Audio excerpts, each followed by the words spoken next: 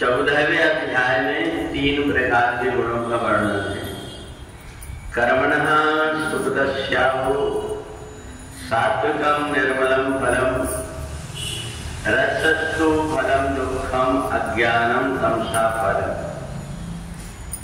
अच्छे कर्म का फल सतोगुणी होता है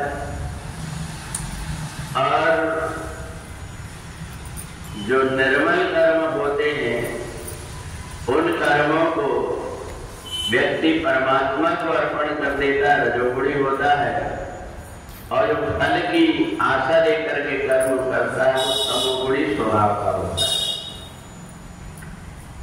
3 प्रकार के गुण जो भगवान ने 14वें अध्याय में बताए, ये 3 प्रकार के गुण व्यक्ति की प्रकृति को प्रदर्शित करते हैं कि व्यक्ति किस प्रकार का स्वभाव वाला है। अगर व्यक्ति परमात्मा की भक्ति करता है, दूसरों को सताता नहीं और जो कुछ भी वह कर्म करता है उस कर्म का फल परमात्मा को अर्पण कर देता है, वो सतोगुणी प्रवृत्ति का होता है। दूसरा, रजोगुणी प्रवृत्ति वाला जो व्यक्ति होता है वो सोचता है कि कई प्रकार से उपाय करके मेरे पास में बहुत सारा धन इकट्ठा हो जाए, मेरे पास में सुख और वैभव हो जाए, ऐसा मान करके और अच्छे कर्म करने लगता है। वह रजोगुणी स्वभाव का होता है। परंतु तीसरे प्रकार का जो व्यक्ति होता है वो तमोगुणी स्वभाव का होता है। तमोगुणी स्वभाव वाला व्यक्ति भूत प्रेतों की, यक्षों की, गंधर्वियों की, इनकी सेवा करके और इनको सिद्ध करके और दूसरों को सिद्धि के माध्यम से प्रभावित करके धन अर्जित करता है, तो तमोगुणी स्वभाव का होता है। कभी भी जो साधु संत महात्मा ने जिन्होंने परमात्मा से अपने नाता को जोड़ा है वो बाहरी दिखावा और प्रपंच नहीं करते। जिन चीजों से हमको प्रसिद्धि मिले, हमको धन मिले, ऐसा काम महापुरुष इसलिए नहीं करते क्योंकि वो संसार की सब वस्तुएं छोड़ करके परमात्मा की भक्ति करना चाहते हैं, और इसलिए वो जो कुछ भी सत्कर्म करते हैं उसमें दिखावा नहीं होता, उनकी मन पवित्र होता है और वो पवित्र मन से परमात्मा की भक्ति करते हैं। पर यही साधना को अगर कोई रजोगुणी व्यक्ति करता है तो वो ये सोचता है कि मेरे को यक्षणी सिद्ध कैसे हो जाए।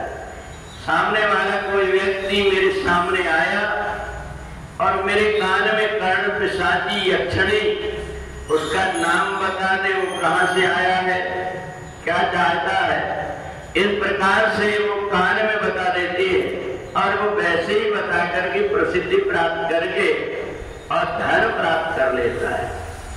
परंतु उसको ये पता नहीं है ये धन मरने के बाद में साथ में नहीं जाएगा, यहीं पर रह जाएगा, और मरने के बाद में मैंने जो यक्षिणियों का दुरुपयोग करके और इस प्रकार से चमत्कार दिखाया है, इसके कारण व्यक्ति को 84 लाख योनि में नरक जाना पड़ता है।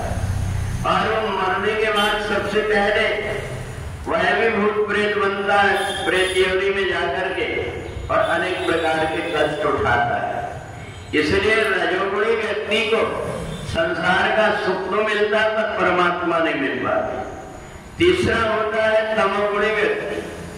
तमोगुणी जो व्यक्ति होता है वह तमोगुणी व्यक्ति अपना जीवन ज्यादा से ज्यादा आलस्य में व्यतीत करता है, दूसरों को दुख देने में, सताने में व्यतीत करता है, दूसरों को धोखा दे करके और उनसे धन अर्जन करने की कोशिश करता है।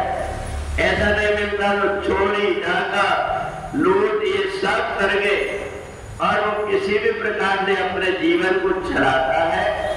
उसको परमात्मा से और दूसरों से कोई मतलब नहीं है। वो केवल ये देखता है कि मेरा पेट कैसे भरे, ऐसा मान करके बहुत सारा समय को आलस्य में व्यतीत कर देता है, या फिर दूसरों को सताने में व्यतीत कर देता है। ऐसे व्यक्ति को भी मरने के बाद में उसकी दुर्गति होती है, थोड़ा लाख जन्मों में जाना पड़ता है। इसलिए ये जो गुण है ये व्यक्ति को अच्छे और बुरे कर्म की तरफ लगाते हैं, और इसलिए अच्छे अगर गुण है उसके अंदर सतोगुणी वृत्ति है तो उसका मन परमात्मा से अलग नहीं होगा। जहाँ कहीं सत्संग हो रहा हो, जहाँ कहीं भगवान का मंदिर, वहां जाकर के और बैठ करके परमात्मा का भजन कीर्तन करता है, अपने कल्याण की बात सुन करके और अपना जीवन सार्थक बना लेता है।